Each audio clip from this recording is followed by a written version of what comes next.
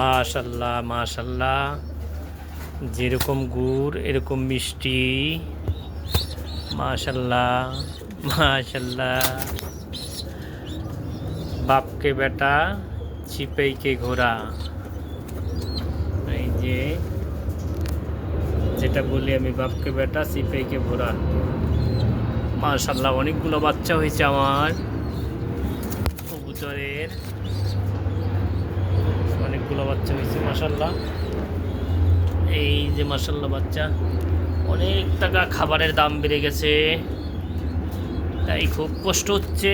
প্রতি মাসে 6 থেকে 7 হাজার টাকার খাবার দরকার। এগুলো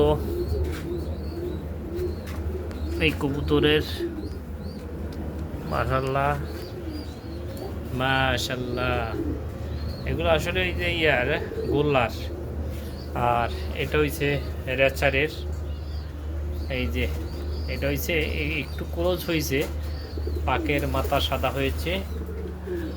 এই যে এটার বাবা, এই যে এটার বাবা। মাশাল্লাহ, কি জানি হয়েছিল, কালকে সারা রাত্র বাইরে ছিল, বুঝতে পারি নাই।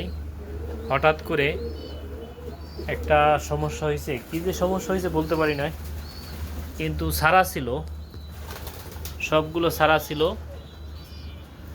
তো হঠাৎ করে কালকে ফ্রাইডে দেখলাম যে সবগুলো বাইরে চলে গেছে। আমি 4:30টায় আইসা, তো এরপর 4:30টার থেকে আর আমি ভিতরে ঢুকইতে পারি নাই, এবং সারা রাত্র বাইরে ছিল। তো সকালবেলাও অনেক খাবার টাবার দিয়ে ট্রাই করার পরে সাধারণত আমাকে ওরা ভয় পায় না, খাবার দিলে হাতে আইসা পড়ে। কিন্তু আসলে বুঝতে পারি না এই যে কালকে কী হয়েছিল। আল্লাহ ভালো জানে, আল্লাহ মাফ করে দেউক।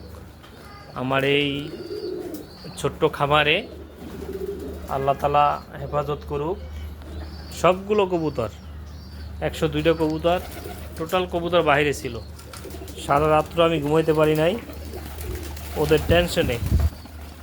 সত্য কথা, এদের জন্য যে কি মায়া আমি বুঝাইতে পারবো না, আমি কাউকে বুঝাইতে পারবো না এদের জন্য এতটা মায়া।